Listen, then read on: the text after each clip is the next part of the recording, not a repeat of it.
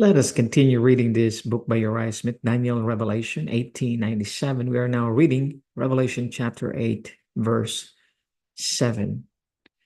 My Father in heaven, I thank you and I praise you for this opportunity to read once again this book by our Seventh Adventist pioneer, Uriah Smith.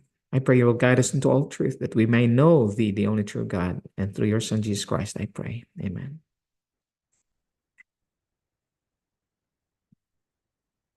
Revelation chapter 8, verse 7. The first angel sounded, and there followed hail and fire mingled with blood, and they were cast upon the earth. And the third part of trees was burned up, and all green grass was burned up.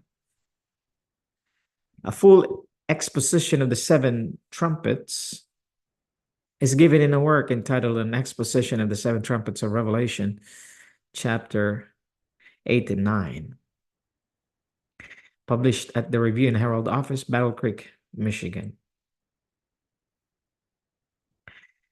to which the reader is referred to for a more extended examination of the subject.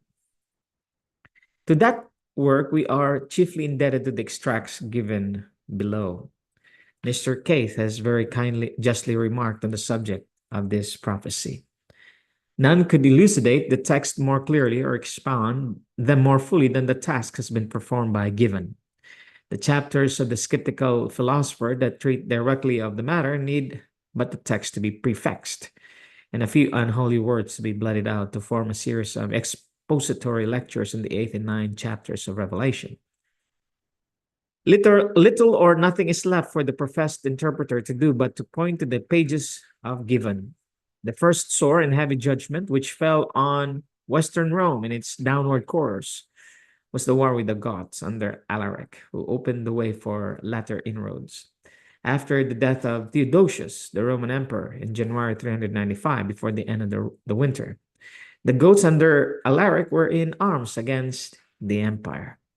Hail and fire mingled with blood were cast upon the earth. The terrible effects of this Gothic invasion are represented as hail from the fact of the northern origin of the invaders, fire from the destruction by flame of both city and country, and blood from the terrible slaughter of the citizens of the empire by the bold and intrepid warriors. The blast of the first trumpet had its location about the close of the 4th century and onward, and refers to these desolating invasions of the Roman Empire by the Goths. I know not how the history of the sounding of the first trumpet can be more impressively set forth than by presenting the graphic rehearsal of the facts which are stated in Given's history by Mr. Keith in his Signs of the Times, Volume 1, pages 221, 233. We'll read the next paragraph the next time. May God our Father bless you and his Son be gracious to you now and forevermore. Amen.